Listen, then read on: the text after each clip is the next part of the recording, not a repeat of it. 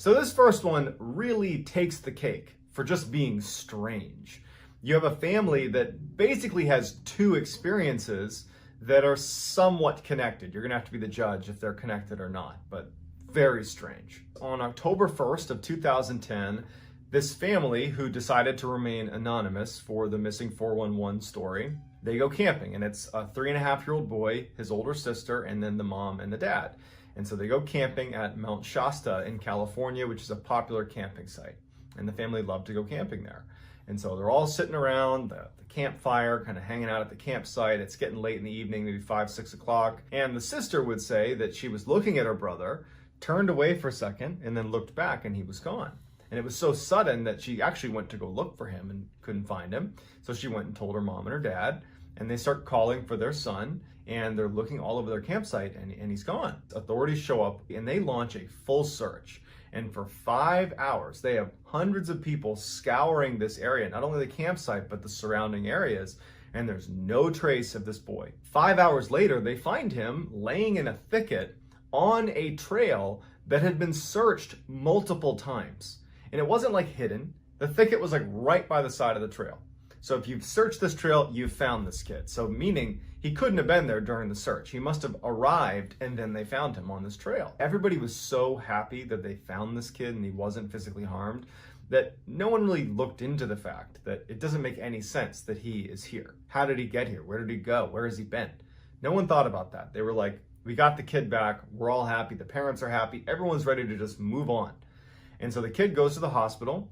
The doctor looks at the kid and says, you know what, he's fine. This is obviously a traumatic situation, but he's fine. You can take him home. And so the kid goes home with his parents, and pretty quickly the family went back to normal. They were obviously super grateful that they didn't lose their son. About 3 weeks after this whole ordeal, the boy is with his grandmother, who he called Cappy. And he looks at Cappy and he goes, I don't like the other Cappy. And so his grandmother, the real Cappy, she looks at him and she was like, what do you mean? Now, remember, this is a 3.5-year-old boy. Language skills, not the best, okay? But this story that he tells his grandmother, he had previously told his father, but the father had written it off as the ramblings of a 3.5-year-old. It wasn't until the grandmother told the father about the story that he was like, I've heard that story. And so the boy says, while he was camping, he turned and he saw Cappy waving to him to come with him. And so he loves Cappy and he goes with Cappy, and Cappy leads him up a hill to a cave. Now the whole time, the real Cappy, who wasn't there, she was not with them camping. She's thinking, oh my God, someone who looks like me abducted this child. So she's listening, horrified. He said, she brought me up to a cave. And when we got into the cave, he said there were spiders and purses, like women's purses. And he turned to look at Cappy, and he said that her head was glowing. And it was when he realized this is not Cappy. This is the other Cappy. And he said the other Cappy kept asking him questions, but he didn't know the answers. And so the other Cappy got frustrated and told him to leave and pushed him out of the cave. And he said that he left the cave and wound up in the thicket, and that's when he was found. And so when Cappy goes and tells the father, and the father says, I've heard that story, they're like, that's so weird. Do you think there's any truth to this? Is there someone that looked like me, Cappy, that took the boy away? And so as Cappy and the boy's father are talking, Cappy feels compelled to share her own strange story about being on Mount Shasta. Because prior to this, the family, I think the way they were looking at what happened is the boy wandered off and he returned 5 hours later. But with the boy's story being kind of corroborated by, the father who heard the same story, Cappy's like, I got to share my story now because I don't know if it's connected, but I had a very strange experience on Mount Shasta as well a year ago.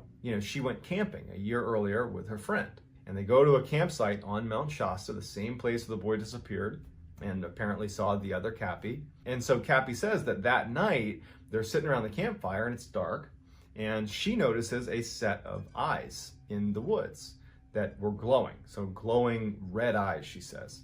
And Cappy and her friend, they go camping all the time. And so they know there could be predators and animals all over the place. And so they grab their flashlights and they shine in the direction of the eyes, and they kind of the eyes dart away and they don't think anything of it. Over the course of the night, the eyes would keep showing up all around them. And every time they'd shine a light in their direction, they would vanish. Cappy and her friend are unable to get the light on this thing. So they don't know what it is. And so they're very uneasy about it. But they decide, you know what? We're psyching ourselves out. It's just an animal that's interested in us. And so they go to bed and they sleep in their own. She slept in a tent and he slept in a camper. And they go to bed. And the next morning, Cappy wakes up and she's laying on the dirt outside of her tent. And immediately she has pain in the back of her neck. And so she reaches back and she grabs her neck and she can feel there's a cut on the back of her neck. She doesn't know what it is, and she looks up and her friend is on the ground outside of his camper face down as well. And so she gets up, she feels horrible, like sick, like violently sick in fact, and she kind of staggers away over to her friend who is laying there, and she can see too that he's got a mark on his neck, and he gets up and he's like, what happened? And they assumed that they had been bitten by, a poisonous spider. That's actually what they believed, because it was a little puncture wound on both of their necks, and that it had caused them to be sick and delirious. They'd wandered out of their camper and their tent, and they'd wound up on the ground. But now, as Cappy is retelling the story, she was like, I don't know how to connect that experience with what happened to the boy, but I can't help but feel like something weird's happening on Mount Shasta. And it would turn out that, maybe they weren't wrong, because Mount Shasta is like a hotspot for missing 411 strange disappearances. And in fact, our next story is another Mount Shasta case. In 1999, Carl Landers was a very experienced hiker, climber, whose passion in life was, on the weekends or any chance he got, was to go hiking and climbing and camping. That was just what he did. He was in great shape. He was enjoying retirement.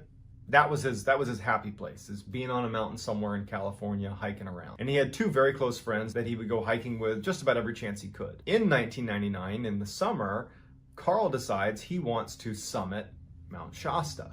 And it's something he had attempted to do before, and he had been unsuccessful, and this time he was going to do it. And so Mount Shasta, it's high enough, it's about 14,000 feet, that it's not uncommon for people to stop at this point called Lake Helen, where hikers can adjust to the altitude, because it's certainly possible to get sick from being at altitude if you don't adjust to it, or if your body doesn't respond well to it. And so their plan was get to Lake Helen, camp out for the night, and then summit the next day.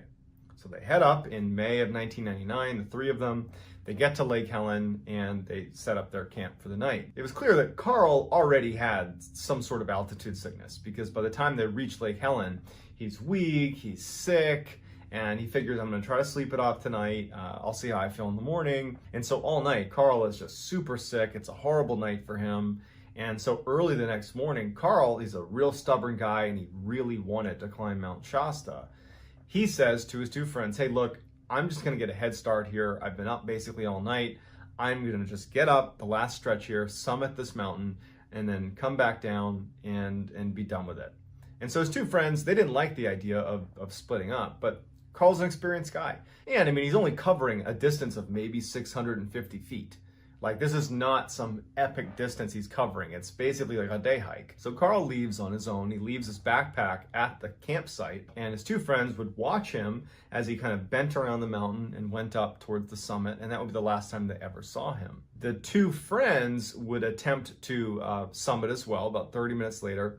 One of them apparently had gotten sick overnight and said, look, I can't do this, and he stays at the camp. He's like, I'll be here. We've already split up from Carl. Why don't you also go on your own, summit yourself, and I'll be here. I'll wait for Carl. I'll wait for you. The friend that does make the summit, he goes up. He follows the same trail, this short distance up to the summit, gets to the summit, and he hasn't seen Carl. He's not shocked. It is a little strange that they wouldn't have passed on the way, but he's thinking, anything could have happened. Maybe he sat down somewhere. I don't know what it is. And then comes back down expecting to see Carl back at the campsite. So he gets back to the campsite at Lake Helen, where the other sick friend had not left. He was still there. And he says, hey, has Carl come back? And the friend's like, no, didn't you see him on the way up? Did you lap him? Like, what's he doing up there? And he's like, no, I went up. I didn't see him on the way up. I didn't see him at the summit, and I didn't see him on the way down. And they're thinking to themselves, like, thinking about the trail itself. It's incredibly open. There's almost nowhere to like fall. There's no crevasse, there's no sheer cliff. You know, there's almost no vegetation really to obscure you. It just didn't make any sense that you could vanish. A huge search is launched. They never found anything.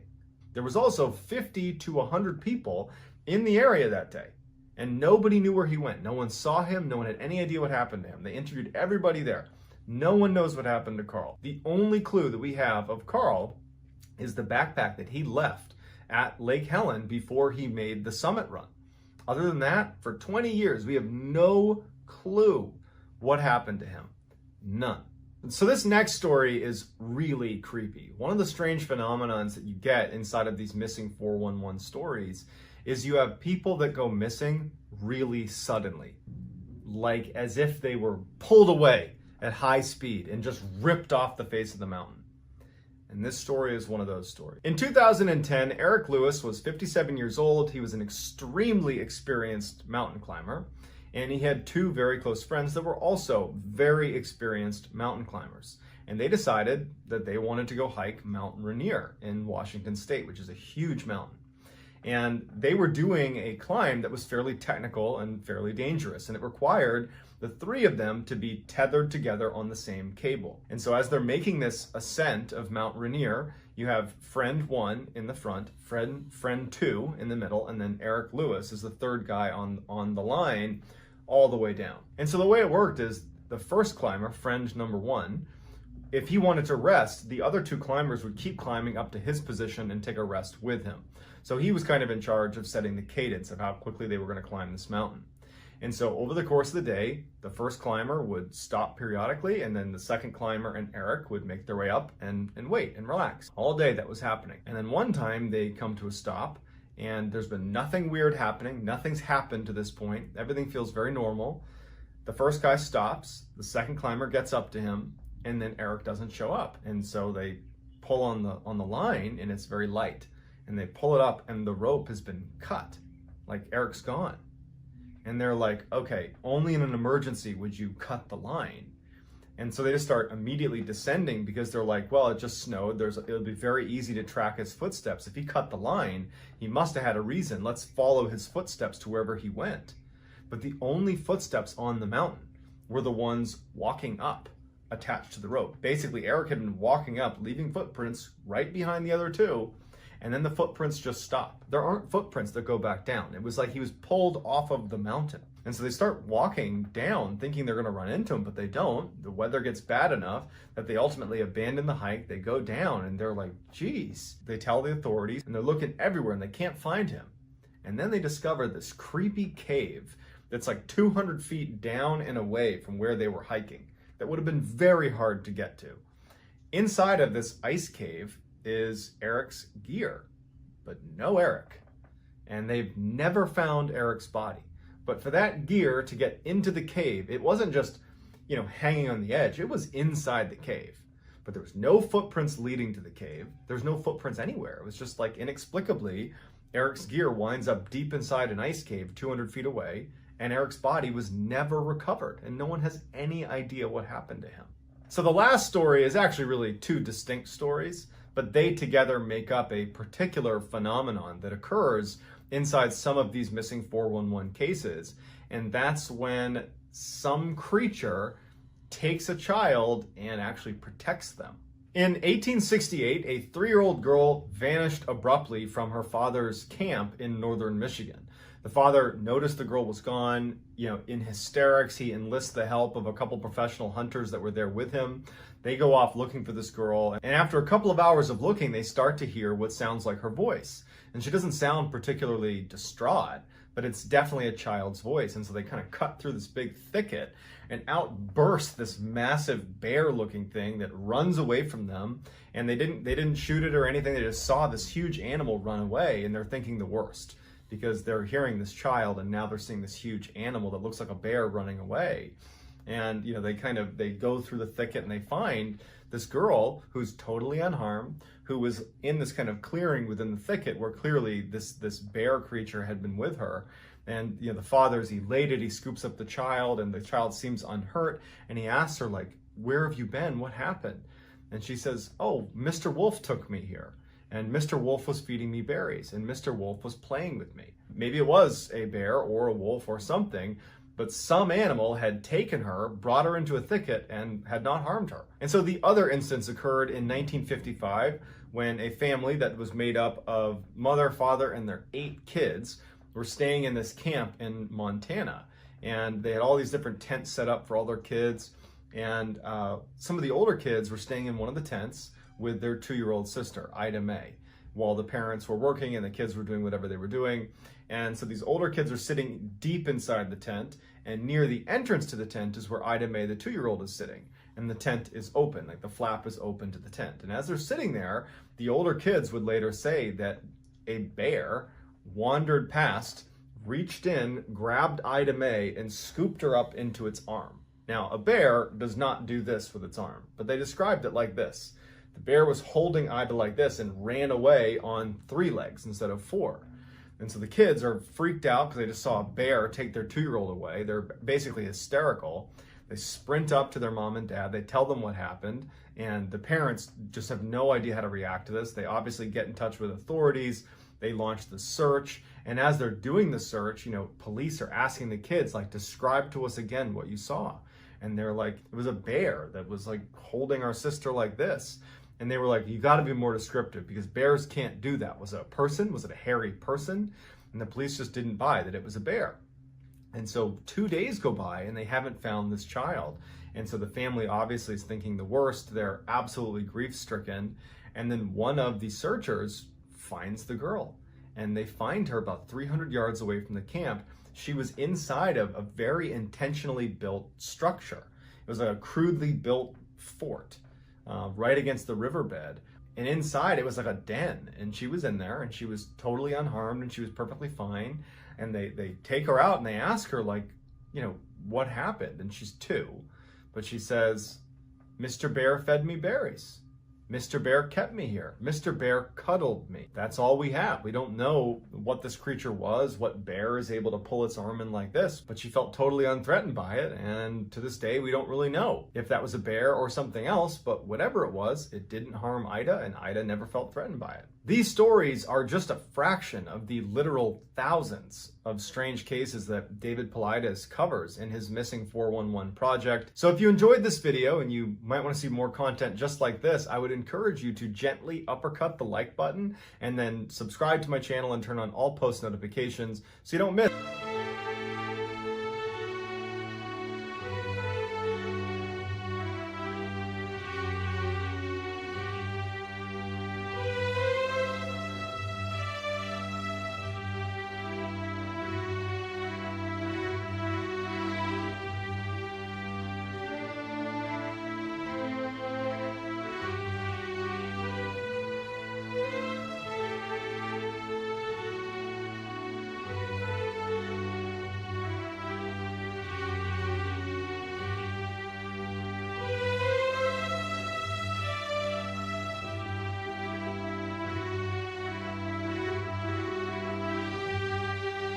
I don't know about you, but I am far more interested in mysteries that have occurred in the relatively recent past. I think it's easier to relate to the people involved because they probably lived their lives kind of similar to how you're living now. Different, but similar, right?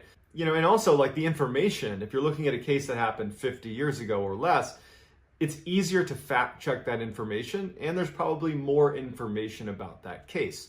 Whereas if you're looking at something that's happened, let's say hundreds and hundreds of years ago, while certainly there are people involved in being a human being, I can relate to them in that sense, but the way they lived is a lot different than we live now. And so it's very difficult to kind of put myself in their perspective because my experience living on the earth is so much different. And of course, information, even if it was diligently transcribed at the time, it's taken hundreds of years to arrive in front of me now. And so the opportunity for information to change or to be passed down inaccurately or to just be a straight up embellishment is much higher. So the accuracy of information in older cases, it's a little bit up for grabs. So I tend to be interested in more recent mysteries. But There is one case, in fact, it is the oldest unsolved mystery in American history that I have been fascinated with ever since I heard about it in grade school. And the reason I'm talking about it now in this video is not only have I found it fascinating, but there has been some recent discoveries, as recent as 2011, that totally changed the theories about what could have happened in this particular case. And the case I'm referencing is the lost colony of Roanoke. The too long didn't read version of the story is when England first tried to colonize America, they set up a colony on Roanoke Island, which is right off the coast of North Carolina. And when it wasn't going very well and the early colonists, they needed more supplies, they sent their leader back to England to get more supplies. But when he came back, the colony was gone. All 115 people gone without a trace. And all that was left were two strange messages. One was on a tree and one was on a fence post right in where the colony used to be. And for centuries, historians and amateur sleuths alike have debated what those messages mean. But a recent discovery in 2011 completely changes people's interpretation of what happened at Roanoke. Before we get started, if you are a fan of the strange, dark, and mysterious delivered in story format, well, you've come to the right channel because that is literally all I'm going to be doing. And I post 3 to 4 times a week. So if that appeals to you, if you would, please gently assassinate the like button and then turn on all notifications so you don't miss any of these cool stories. All right, let's dive in. By the late 1500s, England wanted to colonize America. And in the early 1580s, an Englishman by the name of Sir Walter Raleigh was basically given a permit to go colonize America. Basically it said, okay, it's 1580 and you have until 1591 to colonize somewhere in America. If you can't do it by then, you're going to lose your permit. He starts getting funding together. He starts, looking on a map to figure out where's a good spot to land. And by 1584, he's ready to launch his first reconnaissance mission to America. So in 1584, 2 ships make their way to North America and they land somewhere in the Outer Banks in North Carolina. They land and they actually quickly befriend the local Native Americans that are there. And in fact, they invite these English people to come to their village, which was on Roanoke Island, also in North Carolina, not too far from the Outer Banks.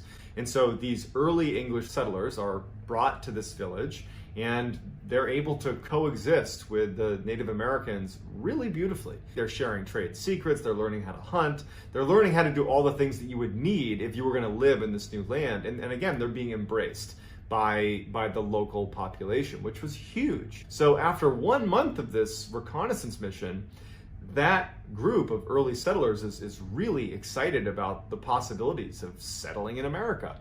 So they make their way back to England and they share their findings with Sir Walter Raleigh, and preparations are immediately began to launch an actual colonization effort into Roanoke. So 1 year after this initial reconnaissance mission, Sir Walter Raleigh is ready to launch this full-fledged effort to colonize America. And so he sends 7 ships with 600 men and supplies that were designed to last that group of people for a full year. And so everything's going beautifully. They're sailing their way over to America. And when they reach the Outer Banks, their flagship, the biggest and best ship they had that was carrying the bulk of their supplies, their food, their fresh water, it ran aground and a lot of their supplies fell into the ocean and were spoiled. And so this is a devastating blow, and they know immediately that, well, not everybody on this fleet can actually land here. So they sent 500 men back to England and only landed 100 of the original 600 in Roanoke. Now, as soon as this second round of settlers, these 100 men, landed in Roanoke, they went and spoke with the local Native Americans. There was already good relationships built from that first reconnaissance mission, and these settlers were given permission by the local natives to build their colony in Roanoke. So they begin constructing their colony, and everything is going off without a hitch. In fact, the Native Americans were incredibly generous. They worked closely with the settlers and did their best to support them however they could. Now, the settlers they still needed more supplies. They didn't have this robust supply that they planned on having because much of it was destroyed in that shipwreck as they initially made their way in. So they had been promised by the 500 returning crew members that they were going to send supplies by the following winter. So they're anticipating this shipment of new supplies, and as they get closer to the winter time, the 100 settlers that are there, they're running incredibly low on supplies to the point where they actually basically run out. And so they had to rely on the local Native Americans' generosity just to stay alive. When the shipment that was supposed to be there in the winter did not show up, and in fact had actually been canceled, they didn't know this, it had been canceled by Queen Elizabeth, who basically said that wasn't important, we're going to focus on things that are happening in England. When that doesn't show up, the tensions between these 100 settlers and the local natives, the tension was growing because now there's a huge overdependency. That tension grew to the point where the leader of the settlers and the leader of the local Native Americans began to not trust each other. And in fact, the local natives, instead of being violent, decided that they would just abandon Roanoke and go to the mainland and would just kind of give Roanoke Island to the settlers, and that would kind of solve all the problems. But the English settlers took their retreat as a sign that they were actually going to the mainland of North Carolina, these Native Americans, and were going to be forming alliances with other tribes, and then they were going to come back out and wipe out the 100 settlers. We don't know if that's true because what happens next is the English settlers, in kind of a fit of paranoia, they preemptively cross the water and they make it to the mainland and they attack the Native Americans that had previously been helping them and keeping them alive, and they actually wiped them out. These English settlers come back to Roanoke Island, and now the paranoia is even higher because now they don't have supplies, they don't know how to live there, they've just basically started a war, and it just so happens that an English-bound fleet was passing by the area on their way back to England, and when they stopped at the colony, the settlers were basically in a panic. I mean, at this point, they've just recently, wiped out this Native American tribe. They're freaking out about what's going to happen to them, and they were in such a rush to abandon the colony and evacuate that only 97 of them got on the ships and left. They literally left 3 people there. They said, well, they're not here for the evacuation, so we're out of here. And so sure enough, that fleet took the 97 settlers and they left, leaving those 3 settlers to fend for themselves. As irony would have it, just days after this evacuation, Sir Walter Raleigh, he had sent additional ships with resupplies and reinforcements to Roanoke, and they literally arrived like a couple days after this mass evacuation. But when they arrived, the colony was abandoned and they didn't find those 3 men that were left there. So Sir Walter Raleigh's reinforcements just left. And then a couple weeks later, another English-bound fleet passed by Roanoke and stopped to check in on the colony, and they found it abandoned.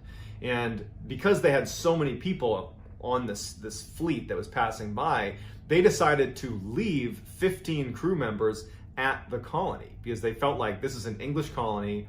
It's not in total disrepair at this point, and perhaps this is going to be useful to the crown, or we can use it in some way. So they leave 15 crew members to basically guard the outpost while they go back to England and figure out what's going to happen next. So it would be months before anybody went back to Roanoke. So those 15 crew members were kind of hung out to dry a little bit. But a man by the name of John White, who had been a part of that initial failed colony in Roanoke, who had evacuated back to England, he was still eager to colonize America. And so he actually convinced Sir Walter Raleigh to launch a new expedition back to America to try to recolonize, not in Roanoke, but slightly north in the Chesapeake Bay, which was just viewed as a more fertile and just more advantageous position.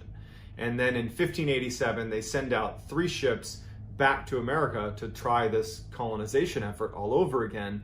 It is important to note that unlike the first effort, which was much more kind of militaristic, it was literally 600 men that got sent to America. This time it was going to be a more kind of civilian approach, where it was men, women, and children being sent over to America to colonize. So with John White as the captain of these 3 ships, they're making their way towards America, and again, their plan was to go north to the Chesapeake Bay area, but they intended to pass by Roanoke on purpose because they knew about those 15 crew members that had been left there, almost a year prior. And so they intended to stop at Roanoke and basically have a meeting with those crew members, give them supplies if they needed it, and then make their way up to the Chesapeake Bay.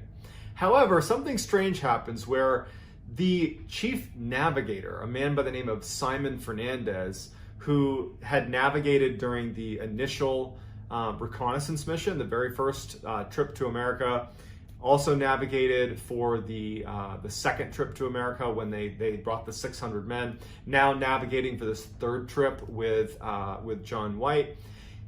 He had the charisma of a real leader and was frankly just very well respected. He's an incredible sailor. And even though John White was technically the captain, really it was Fernandez that really had the respect of all of the people on this trip to America. And so for some reason, Fernandez decided that he just didn't want them to go up to Chesapeake Bay. And instead, when they got to Roanoke to have this meeting with the 15 crew members, he just basically told everybody to get off. Like, we're not gonna go north. Everybody that's here to colonize, go ahead and get off because we're out of here. And John White didn't put up a fight. I think he recognized that the pull this guy had was gonna be too much. And the crew and everybody who was there just kind of accepted it. And so even though it was a total deviation, they just begin to colonize Roanoke, even though, again, that was never their plan. So as they're literally descending upon Roanoke, they're getting ready to meet with these 15 crew members who they're really hoping are still alive, but there's no sign of them. There's no sign of the crew that were left behind, and all they find is like a little pile of bones. And John White speculated that, perhaps this is a sign that the crew members were, attacked by, the Native Americans that were seeking revenge because they had been wiped out from that initial group that had been here, the initial English settlers. John White's suspicions would actually be proven true when just a few days after the 100-plus group of colonists that kind of began setting up camp in Roanoke, a man by the name of George Howe was away from the colony a little bit, and a group of Native Americans surrounded him and shot him with 16 arrows. So it was kind of like a message to the settlers that, like, you're not welcome here. Your predecessors that wiped out an entire tribe, yeah, we haven't forgotten about that. So you're not allowed to be here. It was not a good start for John White and his new colony. Feeling like the colony was kind of doomed from the start, the colonists actually told John White, hey, if this is the way it's starting, we need more people here, we need more supplies, like this is not a good start. We are not set up for success here. You need to go back to England and get more supplies and bring them back here, because without that, we're doomed. And it just so happened that Fernandez, the guy that had kind of ditched them, he hadn't left the Outer Banks yet. He had anchored at the Outer Banks, and he was basically still available to take people back. And so John White initially was against the idea because he didn't want to be viewed as someone that was kind of abandoning the colony when he got back to England. And John White's daughter, who was pregnant, was there. She was one of the early colonists. She was there in Roanoke, and he didn't want to abandon her. But ultimately, he says, okay, I'll go. And he goes and gets on Fernandez's ship, and they go back to England. Now, unfortunately, when he got back to England, England was in the middle of a war with Spain. And so the Queen had ordered any English ship was basically not allowed to leave England because they needed to be able to defend themselves against the Spanish Armada. And so he wasn't able to leave England to go back to Roanoke, whether he had supplies or not, for 3 years. And so 3 years go by, and he finally, with the help of Sir Walter Raleigh, is able to be put on a convoy of ships that is going back to America with the necessary supplies. And so he heads off. So it's 1590, 3 years since John White has left Roanoke, left his daughter, and to go back for supplies. Now he's back, and he's got the supplies, and they get to the Outer Banks and they get in their small boats to make their little journey up around to the north side of Roanoke so they can actually get on the island and go check out what's happening at Roanoke. And when they land on the north side of Roanoke, they start yelling to try to get anybody's attention. There's no answer. As they walk up into the woods, they notice that there are some fresh footprints right on the beach and then in the woods itself. But again, no one's coming to greet them, which is a bit of a bad omen, because if there are fresh tracks, either it's an English settler, in which case they would be eager to come see them, they'd be running out to meet them, or it's a Native American, which could mean they don't trust the English settlers, right? They don't want to show themselves, or they don't want to be seen, which is also kind of ominous. They start moving in to where the Roanoke colony was, and they see 3 letters on a tree. It just says CRO on a tree as they're making their way into the colony. And again, they're yelling the whole time, trying to get anybody's attention, and no one's calling out. There's no sign of life anywhere. So they see CRO on the tree, and then they keep moving closer, and now they break out the colony. And the colony, when they left, had not been heavily fortified. Now it was very heavily fortified with big pikes, basically like wooden pikes lining the outside of this basically looked like a fort. And on one of the wooden posts that was kind of fortifying the outside of Roanoke was the word Croatoan. There is not only nobody inside of this heavily fortified colony, this kind of fort, if you will, it looked like no one had been there in years. The grass was overgrown, basically anything of value had been looted effectively. The only things that were left were like really heavy objects that would have been difficult to move. But there was also no sign of a struggle. There was not like human remains anywhere. There wasn't a clear sign of struggle. I mean, obviously it's this well-fortified area, which leads you to believe that they were at least anticipating some sort of attack, but there was no sign of a struggle. They're just gone. John White, he would write about this experience when he arrived and just discovered the colonies vanished, 115 people just gone, right?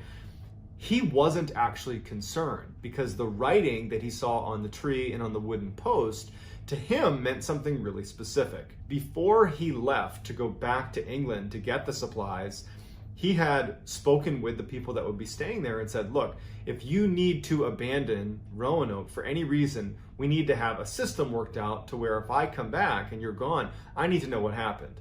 And so you need to leave me a clue. You need to write a clue somewhere of where your destination is. If you're going by choice, just write the destination.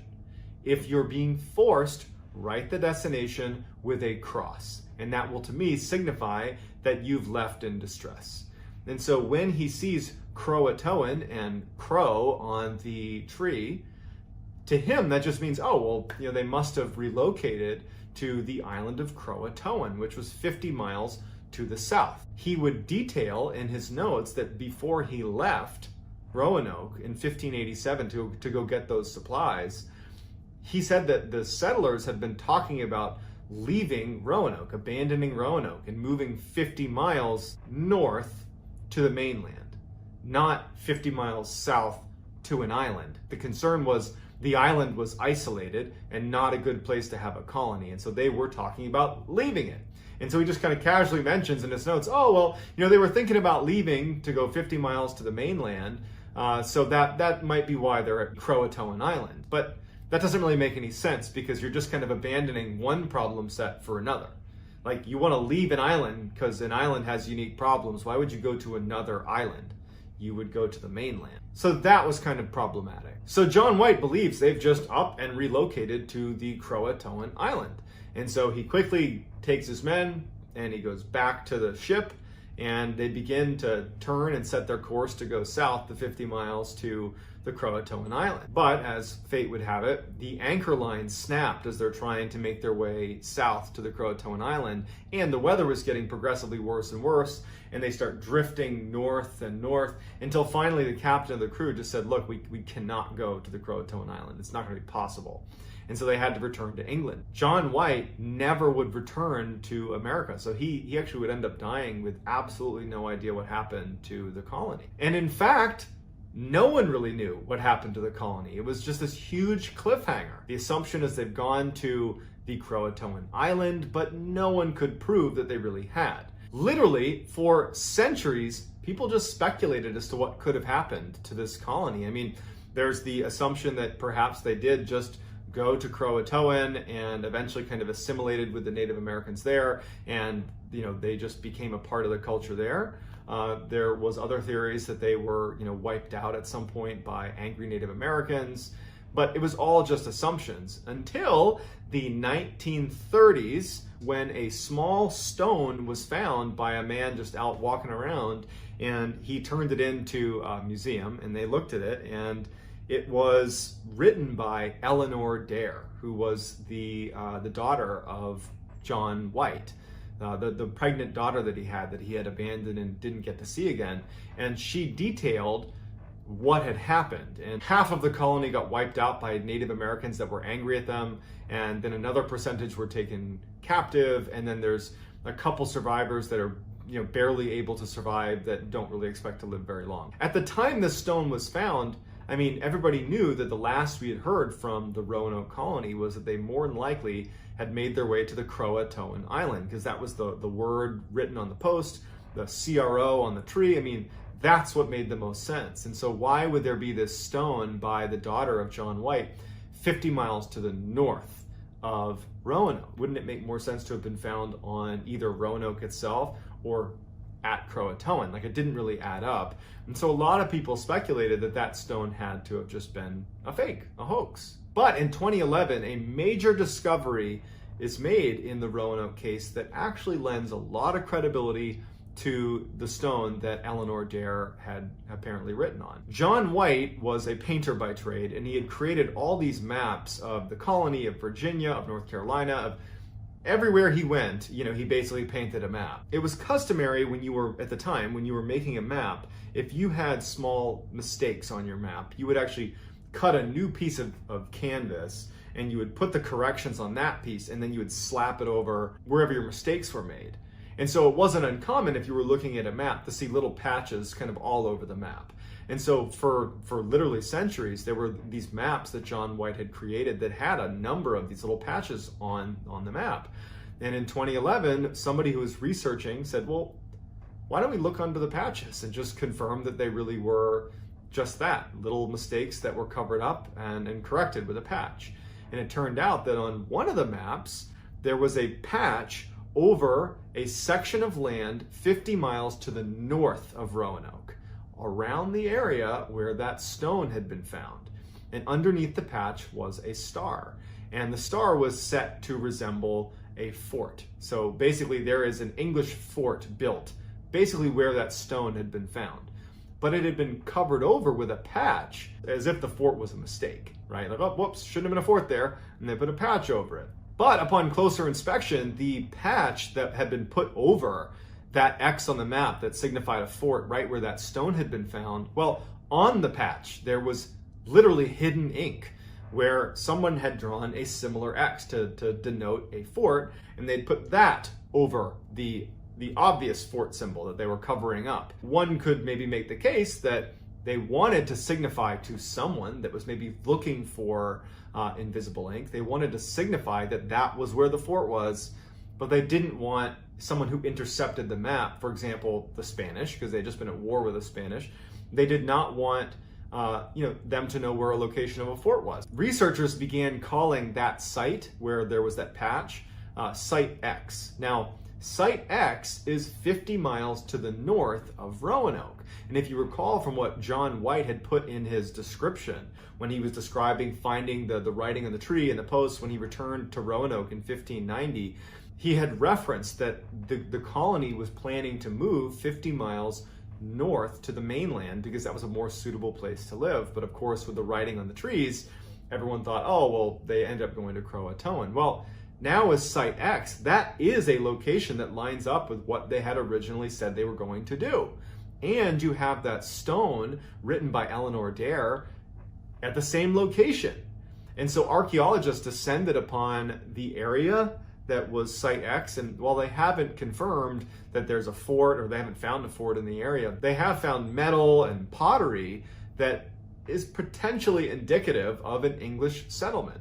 And in fact, right now, they're still doing all sorts of archaeological digs and research to try to determine if that is where the Roanoke colony went. But even if that is the answer to the mystery, that in fact, it was just this hidden map and this stone that said, yep, they went 50 miles north, it doesn't really answer the question, which is what everybody thinks of when they think of the Roanoke colony, of why was Croatoan written on the fence post? Why was Crow written on the tree? Why were they there? And how is it that with all these eyes and all this interest in this case, dating back to literally the 1500s, how has no one ever found even one of the remains of the 115 colonists that apparently just vanished into thin air? So it's a fascinating case with recent developments, which makes it even more fascinating. And I would love to hear if you have any theories about what could have happened to the colonists, to leave it in the comments so we can discuss it. So that's going to do it. If you want to be in touch with me, you can hit me up on Instagram. My handle is JohnBallen416. Also, I post quite a bit on TikTok. My handle is MrBallen there. And that's going to do it, guys. Until next time, I'll talk to you guys soon.